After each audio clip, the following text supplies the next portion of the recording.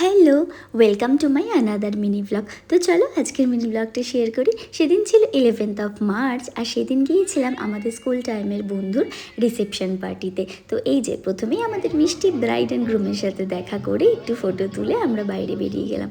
প্রথমে স্টলে খেয়েছিলাম আমরা এখানে বেবিকর্ন, এটা খেতেও খুব টেস্টি ছিল। আর এই যে আমরা দুজন এখানে ঘুরে ঘুরে খাচ্ছিলাম আর ও আমাকে একটু খাইয়ে দিচ্ছিল। তারপর মেয়েদের যা কাজ, এই একটু ছবি টবি আর ভিডিও তুলে নিচ্ছিলাম। আর আমাকে কেমন লাগছে অবশ্যই কিন্তু জানাতে ভুলো না।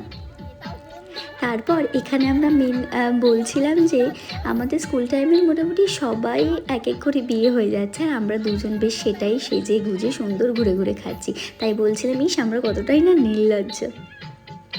আর কার কার গ্রুপের সাথে এরকম ঘটছে অবশ্যই বলো।